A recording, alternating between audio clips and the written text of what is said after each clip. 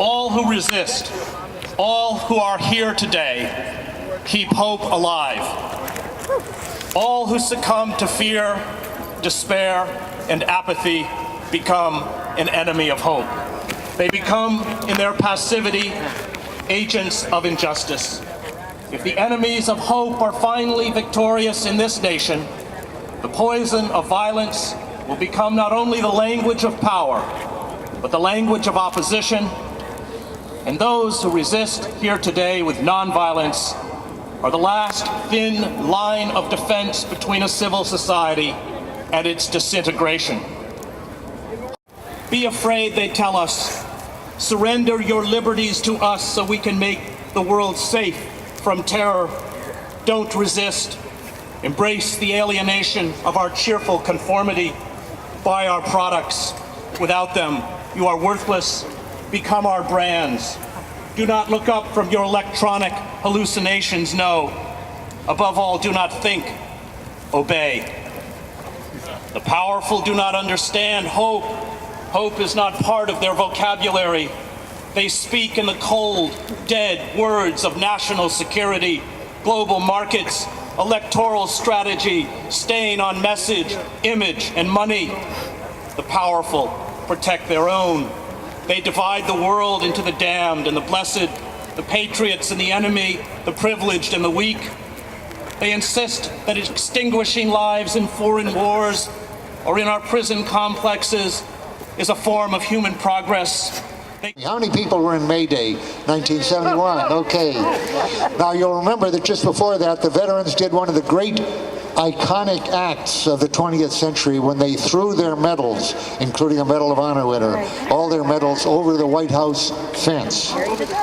John Kerry threw somebody else's medals as it worked out later.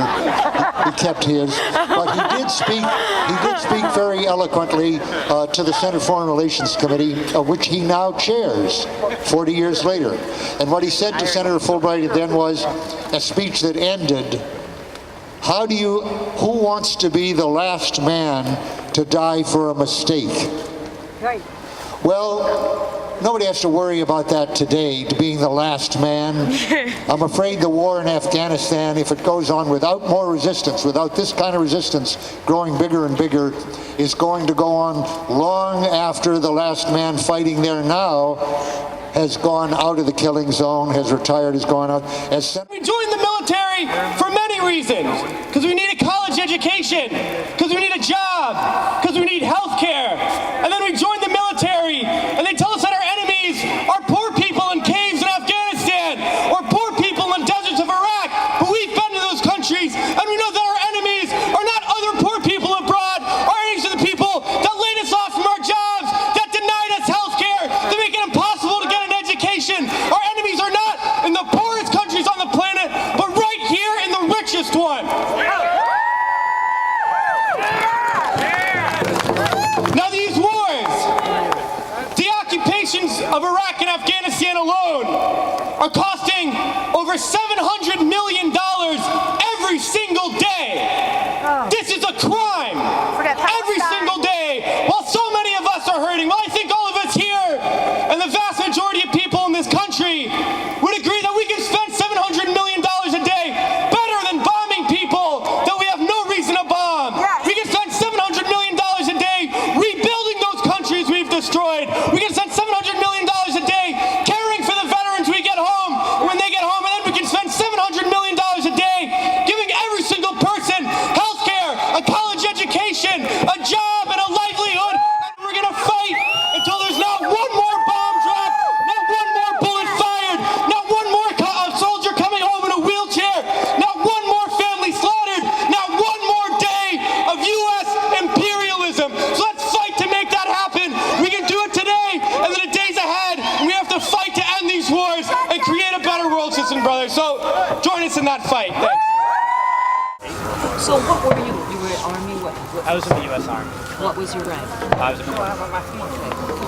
And so I suppose that you're not in the Army anymore. I'm not in the Army anymore. We actually have many, I've co-founded an organization called March Forward, which consists of veterans and actually active duty troops. Also, there's a growing movement within the military of active duty soldiers who are refusing to take part in these wars and organizing against them from within the military. something that I think there's a rich history of rebellion within the ranks of the military. I think that's something that we're going to see increasingly happen as long as there's criminal wars.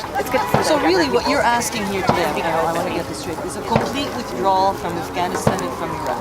An immediate unconditional withdrawal from both countries, and really closing down every single U.S. military base around the world, over 700 bases. The real thrust of U.S. foreign policy has nothing to do with what's best for the people of this country or what's best for the people of the world. U.S. foreign policy is dictated by what is best for the banks, for the Wall Street corporations, and that's the only thing that drives U.S. foreign policy.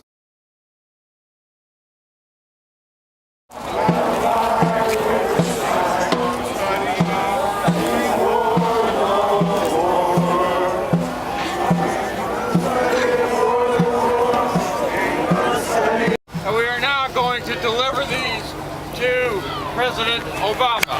Yeah!